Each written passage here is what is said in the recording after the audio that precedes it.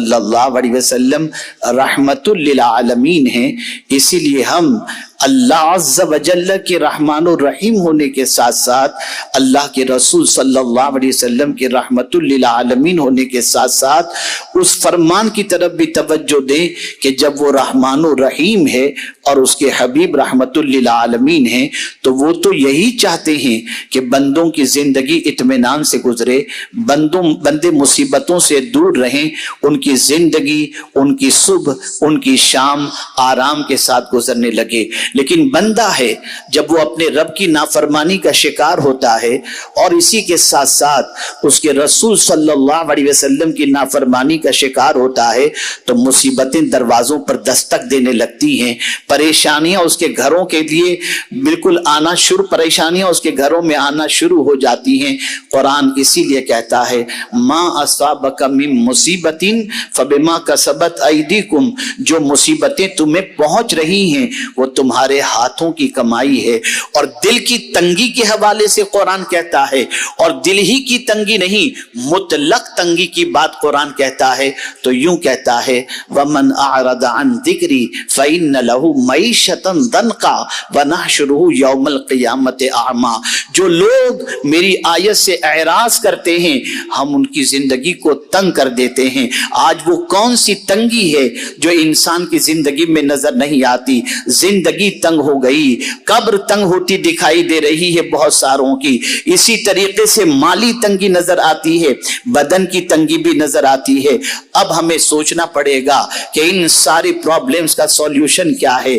जब ये गुनाहों की वजह से है, ये हाथों की कमाई है, ये गुनाहों के सबब से ये सारी परेशानियां और अल्लाह की याद से गफलत की बुनियाद पर है, तो हमें करना क्या है? आज बहुत सारे दानिश्वर जब कोई कॉन्फ्रेंस करते हैं तो कहते हैं कौम को उठाना हो तो एजुकेशन की बात करो, कौम को उठाना हो तो इकोनॉमिकल एस्टेब्लिशमेंट की बात करो। गर्ज के बहुत सारे मशवरे दिए जाते हैं, उनके अपने मशवरे हक बजानिब हैं, लेकिन मैं आपसे कहना चाहता हूं क्या आज का तालीम याफ्ता बेचैन नहीं है? क्या आज का पढ़ा लिखा इंसान बेकरार नहीं है? दुनिया के वो ममालिक जिनको इल्म के एतबार से तरक्की याफ्ता ममालिक कहे जाते हैं, कहा जाता है, उन सारे वेस्टर्न वर्ल्ड की जिंदगी का अगर आप जायजा लें तो हिंदुस्तान के कंपेयर के अंदर, एशिया के कंपेयर के अंदर सबसे ज्यादा सुसाइड करने वाले और सबसे ज्यादा दिमागी मरीज अगर आपको पाए जाएंगे तो वहीं पर पाए जाएंगे। सवाल ये पैदा होता है ये सारी परेशानियां हैं क्यों, ये सारी मुसीबतें हैं क्यों, और इसका सॉल्यूशन क्या है? तो मेरे प्यारे आका सल्लल्लाहु तआला अलैहि वसल्लम के प्यारे दीवानों, इसका सबसे बड़ा सॉल्यूशन ये है जिसे कुरान ने कहा वज़रू ज़ाहिरल इस्म व बातिनहु, जाहिरी गुनाह भी छोड़ दो और बातिनी गुनाह भी छोड़ दो। जब कोई इंसान गुनाह करता है तो अल्लाह उसके दिल से करार को छीन लेता है। जब कोई गुनाह की दहलीज पर कदम रखता है अल्लाह उसके रिस्क में तंगी पैदा कर देता है। जब कोई गुनाहों के दलदल में डूब जाता है तो अल्लाह उसकी उम्र से बरकतों को छीन लेता है। जब कोई गुनाहों को अपना शेवा बना लेता है तो परवरदिगार जल्ल जलालहू इत्मीनान की दौलत से उसे महरूम कर देता है। हम अपने आप को पूरी दुनिया में मोमिन कहते हुए घूम रहे हैं और साथ ही साथ कुरान मुकद्दस के इस फरमान को बहुत सारे मकामात पर हम कहते हुए दिखाई देते हैं जो बिल्कुल सही है। व अंतुमुल आलौन इन कुंतुम मुमिनीन, कामयाब तुम ही हो अगर तुम मोमिन, कामिल मोमिन हो गए। कमाले ईमान के बाद कामयाबी। तो आज अगर आलमी सतह पर हमें कोई कामयाबी नजर नहीं आती तो कसूर हमारा है कि वाकई हम कामिल मोमिन हैं, वरना अल्लाह का फरमान तो हक है, इन्नल्लाह ला युखलिफुल मियाद। ईमान के हवाले से बहुत कुछ आपने सुना होगा اور سنتے رہے ہیں، لیکن آج ایک حدیث آپ کے سامنے پیش کرنے کی سعادت حاصل کرتا ہوں، جس حدیث کی روشنی میں ہم اپنے ایمان کی سچویشن کو سمجھ سکتے ہیں۔ یہ حدیث ہمیں آئینہ دکھا رہی ہے، یہ حدیث ہماری زندگی میں موجود ایمان کے حوالے سے بتائے گی، اور پھر کسی مفتی صاحب سے فتویٰ لینے کی ضرورت نہیں، اس حدیث کی روشنی میں ہم خود اپنے آپ سے پوچھ لیں۔ حضرت ابو امامہ رضی اللہ تعالی عنہ نے حضور صلی اللہ علیہ وسلم سے عرض کیا، زندگی پر یہ حدیث یاد رکھیے گا، بہت کام آئے گی یہ حدیث۔ حضرت ابو امامہ رضی اللہ تعالی عنہ نے عرض کیا، مل ایمان یا رسول اللہ صلی اللہ تعالی علیہ وسلم، ایمان کیا ہے اے اللہ کے رسول صلی اللہ علیہ وسلم؟ آقا کریم صلی اللہ علیہ وسلم نے فرمایا، قال النبی صلی اللہ علیہ وسلم، اذا سرتک حسنتک وساءتک سیئتک فانت مؤمن۔ جب تیری نیکی تجھے خوش کر دے اور تیرا گناہ تجھے بے قرار کر دے، بس تو مومن ہے۔ نیکی خوش کر دے اور گناہ بے قرار کر دے، بس تو مومن ہے۔ آج کون ہے جو گناہ کر کے بے قرار نظر آتا ہے؟ کیا کبھی گناہ کے سرزد ہونے کے بعد کھانا چھوٹا؟ کیا کبھی اللہ کی نافرمانی کے بعد آنسو آنکھ سے نکلے؟ کیا کبھی دامن پر لگے ہوئے گناہوں کے دھبوں کے بعد احساس ندامت ہمارے اندر پیدا ہوئی؟ نہیں، ہم تو گناہ کر کے کہے لگاتے ہیں، ہم گناہ کر کے موج مستی کرتے ہیں، ہم گناہ کی دہلیز پر پہنچنے کے بعد بہت مسکراتے نظر آتے ہیں۔ آپ مجھے بتاؤ، مومن کے حوالے سے تو حضور فرماتے ہیں، اذا سرت کا حسنتک وساءت کا سیئتک فانت مؤمن۔ آج گناہ کر کے انسان نہیں ڈرتا اور نہ آنسو بہاتا ہے۔ اللہ والے تو گناہوں کے تصور سے کانپ جاتے تھے۔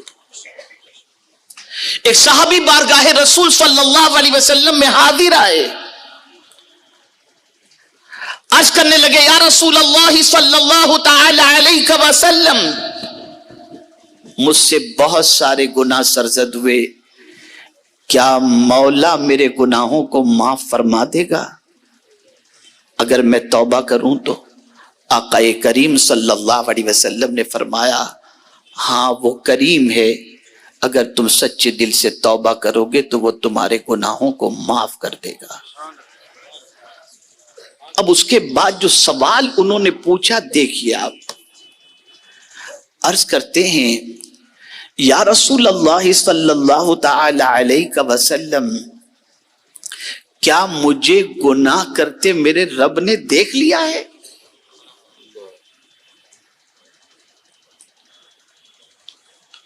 آقا کریم صلی اللہ علیہ وسلم نے جب اس بات میں جواب دیا، پوزیٹیو جواب دیا، ہاں فرمایا، وہ صحابی کی چیخ نکلی اور روح پرواز کر گئی۔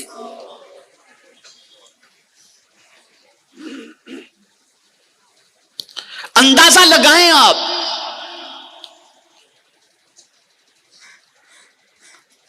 صرف اس تصور نے کہ مولا نے مجھے گناہ کرتے دیکھ لیا،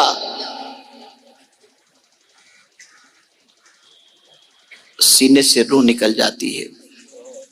میں پوچھنا چاہتا ہوں، انسان گناہ کیوں کرتا ہے؟ چھپ کر کرتا ہے، ایسی جگہ جا کر کے گناہ کرنے کی کوشش کرتا ہے جہاں کوئی اسے دیکھنے والا نہ ہو، تنہائی میں۔ لیکن کیا قرآن کی اس آیت پر اس کی نظر نہیں؟ ان اللہ لا یخفی علیہ شیء فی الارض ولا فی السماء، زمین و آسمان میں کوئی چیز ایسی نہیں جو اللہ سے چھپی ہوئی ہو۔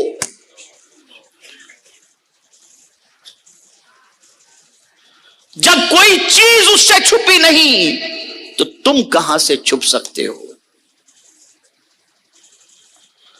جب کوئی چیز اس سے پوشیدہ نہیں تو کس گڑھے میں جا کر یا کس ہل اسٹیشن پر جا کر یا کس تاریک راستے پر جا کر یا کوٹھری میں جا کر کے تم گناہ کرو گے؟ کبھی انسان گناہ کرتا ہے تو سوچتا ہے کسی کو خبر نہیں ہوگی، ایسی جگہ جا کر گناہ کرو جہاں کوئی پہچاننے والا ہی نہ ہو۔ کہاں چھپو گے؟ کس جگہ چھپ کر گناہ کرو گے؟ اس کریم نے فرمایا یعلم خائنۃ الاعین وما تخفی الصدور، وہ آنکھوں کی خیانت اور دل کے بھید کو بھی جانتا ہے، اس لیے کوئی تمہارا پہچان والا ہو یا نہ ہو، تم جہاں رہو گے وہاں تمہاری ہر چیز سے مولا باخبر ہے۔ کہیں قرآن نے کہا وَهُوَ مَعَكُمْ أَيْنَمَا كُنْتُمْ، وہ تمہارے ساتھ ہے تم جہاں کہیں بھی ہو۔ اے رسول گرامی وقار صلی اللہ تعالی علیہ وسلم کے دیوانوں، سوچ بدل گئی ہے مسلمان کی۔ دنیا کے لوگوں کے پیسے ہڑپ کر کہتا ہوا دکھائی دیتا ہے میں جا رہا ہوں حج کے لیے، میں جا رہا ہوں عمرہ کے لیے۔ جن کا پیسہ کھا گیا ہے وہ ادھر ہاتھ اٹھا کر اس کے لیے بد دعا کر رہا ہے، اور یہ کعبے کے سامنے جا کر کے گڑ گڑا کے دعا کر رہا ہے، سمجھتا ہے میں یہاں پہنچ گیا تو میری دعا قبول ہوگی۔ آپ سے میں پوچھنا چاہتا ہوں، مجھے بتاؤ جس کا حق مار کر کے تم کعبے کے سامنے دعا کر رہے ہو، ذرا حدیث کی روشنی میں دیکھو کہ تمہاری دعا قبول ہوگی یا اس مظلوم کی؟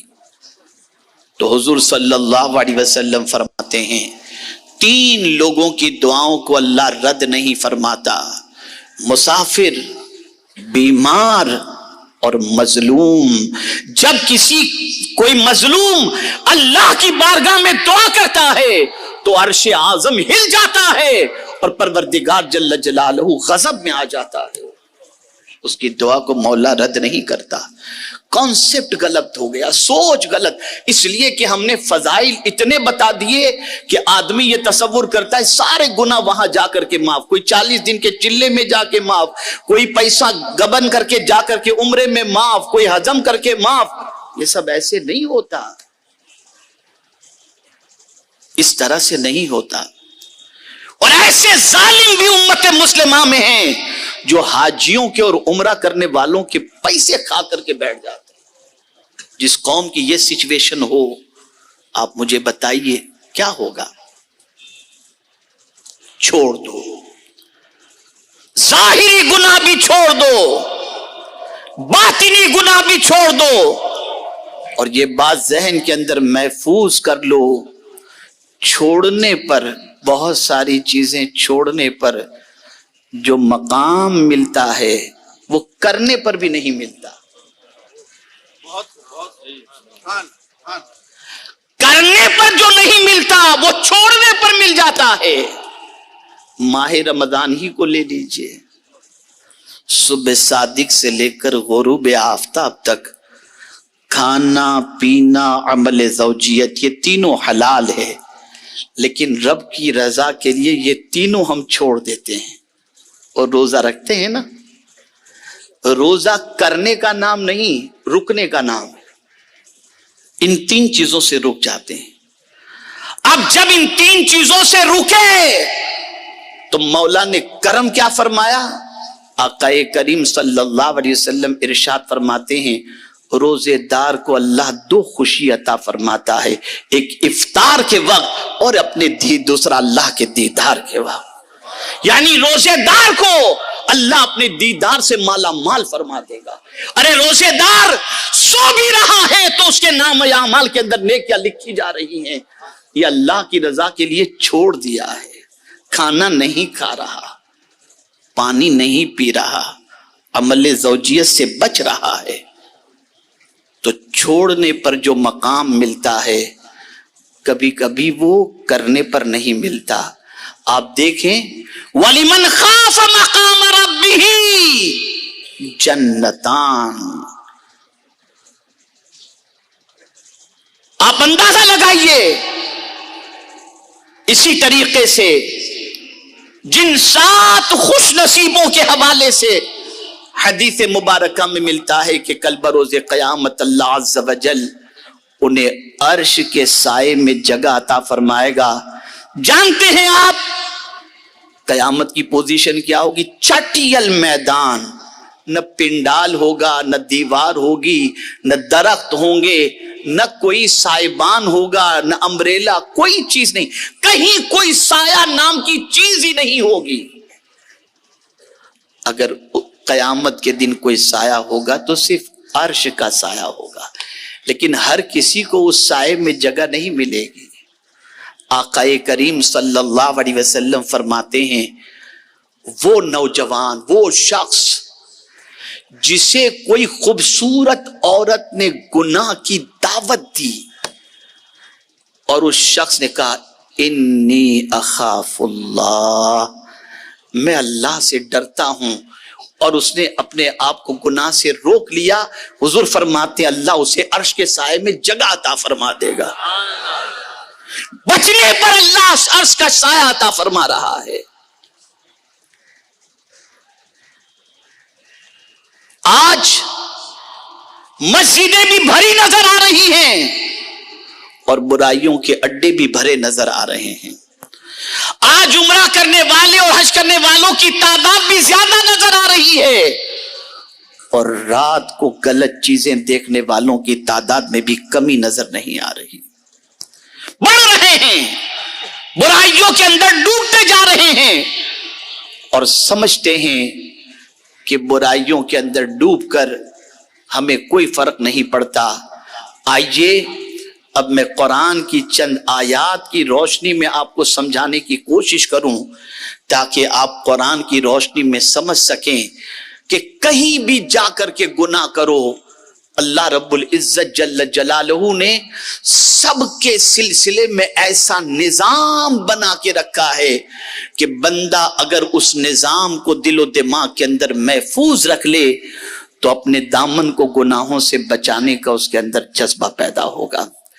ایک مرتبہ درود شریف پڑھ لیں. اللہم صلی علی سیدنا و مولانا محمد معدن الجود والکرم وآلہ الکرام وابنہ الکریم وبارک وسلم صلاۃ و سلاما علیک یا سیدی یا رسول اللہ صلی اللہ تعالی علیہ وسلم. آئیے سب سے پہلے ہم سمجھتے ہیں قرآن مقدس کی ایک آیت کو دیکھیے.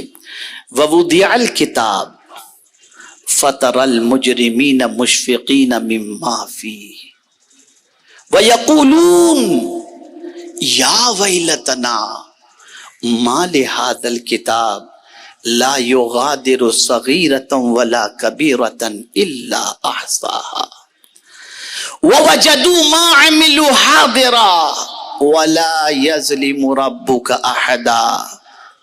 سنیے اور دل و دماغ میں اس کو بٹھائیے. پروردگار جل جلالہ ارشاد فرماتا ہے قیامت کے دن کیا ہوگا؟ اور نام اعمال رکھا جائے گا. نام اعمال رکھا جائے گا تو تم مجرموں کو دیکھو گے جنہوں نے جرم کیا ہے، جنہوں نے رب کی نافرمانی کی ہے، جنہوں نے شرک کیا ہے. ان لوگوں کو تم دیکھو گے وہ کیا کہیں گے؟ یا ویلتنا، کہیں گے ہائے خرابی، ہماری اس نوشتہ کو کیا ہوا کہ اس نے کوئی چھوٹا گناہ نہ چھوڑا نہ بڑا جسے گھیر نہ لیا ہو، کوئی چھوٹا گناہ ہو یا بڑا، ہر چیز ہمارے اعمال نامے کے اندر ریکارڈ ہو رہی ہے اور سب کو یہ اعمال نامہ گھیرے ہوئے ہے۔ اور پھر کیا ہوگا؟ وَوَجَدُوا مَا عَمِلُوا حَاضِرًا، اور اپنا سب کیا انہوں نے سامنے پایا، اور تمہارا رب کسی پر ظلم نہیں کرتا۔ سب کچھ لکھا جا رہا ہے، سب کچھ ریکارڈ ہو رہا ہے۔ ہم بھول گئے کہ قیامت کے دن ہمیں اپنے نوشتے کو پڑھنے کے بارے میں کہا جائے گا، اقرا کتابک، اپنے اعمال نامے کو پڑھ۔ اور ایک مقام پر قرآن نے کہا ما یلفظ من قول الا لدیہ رقیب عتید، ایک لفظ بھی جو زبان سے نکلتا ہے اسے بھی نوٹ کر لیا جاتا ہے، کوئی لفظ بھی ہمارا محو نہیں ہوتا، قید ہو رہا ہے۔ لکھنے والوں کو اللہ نے مقرر کیا ہے، اسی لیے کرامن کاتبین جن کے حوالے سے قرآن کہتا ہے وَإِنَّ عَلَيْكُمْ لَحَافِظِينَ، اور بے شک تم پر کچھ نگہبان ہیں، کرامن کاتبین، معزز لکھنے والے، یعلمون ما تفعلون، کہ جانتے ہیں جو کچھ تم کرتے ہو۔ یہ فرشتے سب نوٹ کر رہے ہیں اور وہ جانتے ہیں جو کچھ بھی انسان کرتا ہے اس کے سارے کرتوت کو یہ فرشتے لکھ رہے ہیں، کوئی چیز مس نہیں ہو رہی۔ لیکن کریم کا کرم بھی بے حساب ہے، جب کوئی بندہ نیکی کا ارادہ کرتا ہے تو نیکی لکھنے والے فرشتے سے میرا مولا فرماتا ہے لکھ دے، ابھی نیکی کیا نہیں، ارادہ ہی کیا ہے، لیکن ارادے پر نیکی لکھ دی جاتی ہے۔ لیکن جب گناہ کا ارادہ کرتا ہے تو مولا فرشتے سے فرماتا ہے رک جا، میرے بندے نے ابھی کیا تو نہیں ہے۔ کتنا کریم ہے میرا مولا۔ اے رسول گرامی وقار صلی اللہ تعالی علیہ وسلم کے پیارے دیوانوں، اسی طریقے سے آپ دیکھیں، یعنی کہاں چھپیں گے؟ اعمال نامے میں سب ریکارڈ ہو رہا ہے، کوئی چھوٹی بڑی چیز محو نہیں ہو رہی ہے، مس نہیں ہو رہی ہے۔ پھر دو یا فرشتے جو ہیں وہ ساری چیزوں کو لکھ رہے ہیں، جو کچھ بھی ہم جو بھی کر رہے ہیں اسے سب کو نوٹ کر رہے ہیں۔ اب آئیے تیسری چیز کی طرف چلتے ہیں۔ اليوم نختم على افواہہم وتکلمنا ایدیہم وتشہد ارجلہم بما کانوا یکسبون۔ قیامت کے دن منہ پر مہر لگا دی جائے گی، کوئی ایکسکیوز نہیں سنا جائے گا۔ آج چپ رہو، خاموش۔ تو قیامت میں کون بولے گا؟ بندے کے ہاتھ بولیں گے، بندے کے پیر گواہی دیں گے۔ جو کچھ ہاتھ اور پیر سے انسان نے گناہ کیے ہیں یہ سب کے سب بولنا اور گواہی دینا شروع کریں گے۔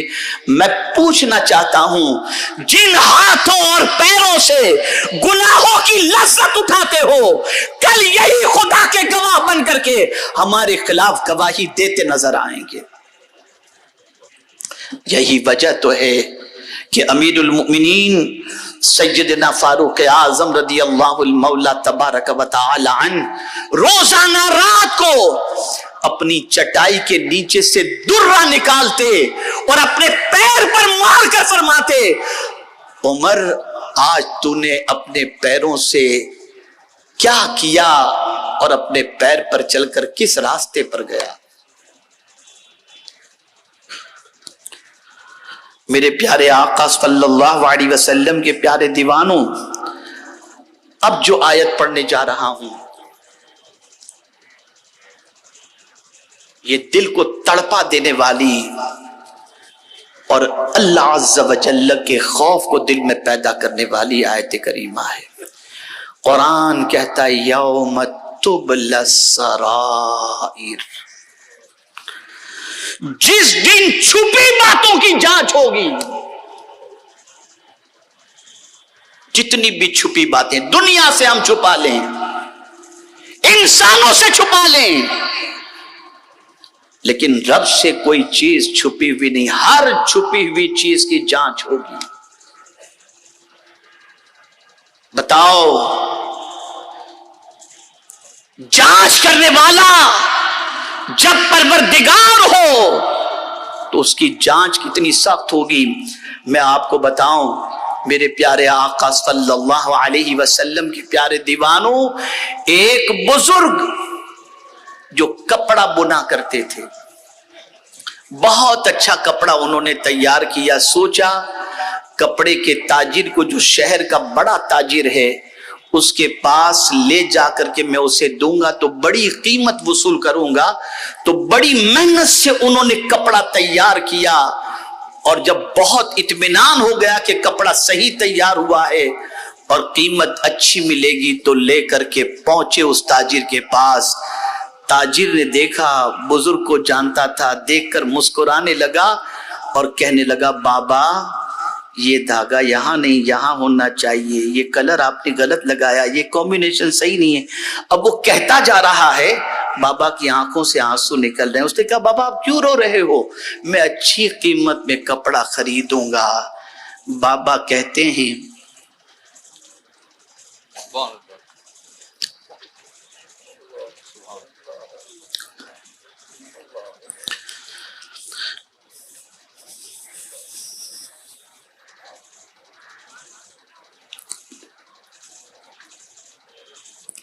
میں اس لیے نہیں رو رہا کہ تو کپڑا خریدے گا یا نہیں خریدے گا، میں نے تو بڑی محنت سے کپڑا تیار کیا، لیکن تجھ جیسا جب جانچ کرنے والا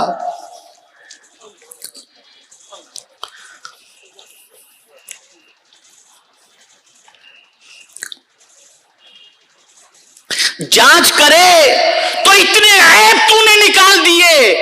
ڈر رہا ہوں کہ میں نے بہت سجدے کیے ہیں، لیکن جانچ کرنے والا میرا مولا ہے. اگر قیامت نے اس نے میرے سجدے کو منہ پہ مار